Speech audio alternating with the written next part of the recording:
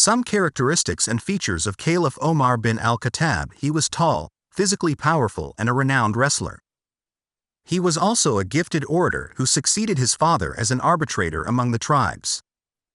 Umar became a merchant and made several journeys to Rome and Persia, where he is said to have met various scholars and analyzed Roman and Persian societies. The Rashidun Caliph, Umar ibn al-Khattab, his qualities and morals since the beginning of the Islamic message and its spread to the world. Part 5. We continue to tell a stage of the life of the Rashidun Caliph, Umar ibn al-Khattab. We continue to tell a stage of the life of the Rashidun Caliph, Umar ibn al-Khattab. His motivation for the assassination is not clear, but medieval sources attribute it to a tax dispute with his Arab master al-Mughira ibn Shu'bah. According to some historical accounts, Abu Lu'lu'a was a Zoroastrian from Nahavand, Iran, though other reports describe him as a Christian. A highly skilled joiner and blacksmith, Abu Lu'lu'a was probably taken captive by his master al-Mughira in the Battle of Nahavand 642 and subsequently brought to Arabia, where he may also have converted to Islam.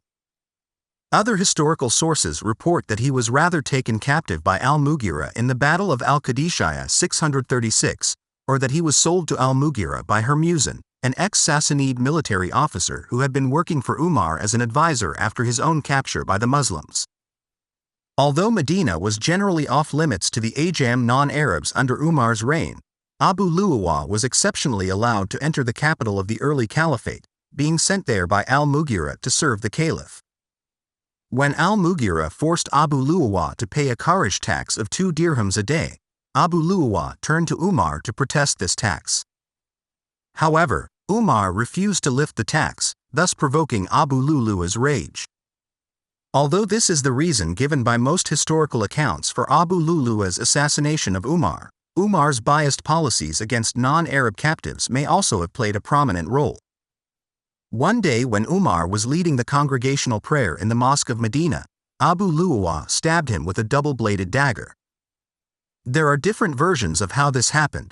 According to one version, he also killed Kulayb ibn al-Bukhar al-Laythi, who was behind Umar, while in another version he stabbed 13 people who tried to restrain him.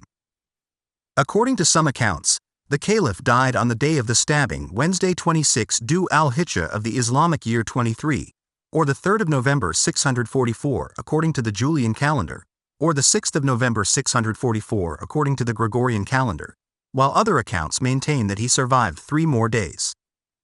Some historical sources report that Abu Lu'lu'a was taken prisoner and executed for his assassination of Umar, while other sources claim that he committed suicide. After Abu Lu'lu'a's death, his daughter was killed by Ubayd Allah ibn Umar, one of Umar's sons. Acting upon the claim of one man, either Abd al-Rahman ibn Awf or Abd al-Rahman ibn Abi Bakr, that they had been seen conspiring with Abu Lu'lu'a while he was holding the double-bladed dagger, Ubayd Allah also killed Hurmuzan, Umar's Persian military advisor, and Jufaina, a Christian man from al-Hira, Iraq, who had been taken to Medina to serve as a private tutor to a family in Medina. After Ubayd Allah was detained for these murders, he threatened to kill all foreign captives residing in Medina, as well as some others. Although Ubayd Allah may have been encouraged by his sister Hafsa bint Umar to avenge their father's death, his murder of Hurmuzan and Jufaina was likely the result of a mental breakdown rather than of a true conspiracy.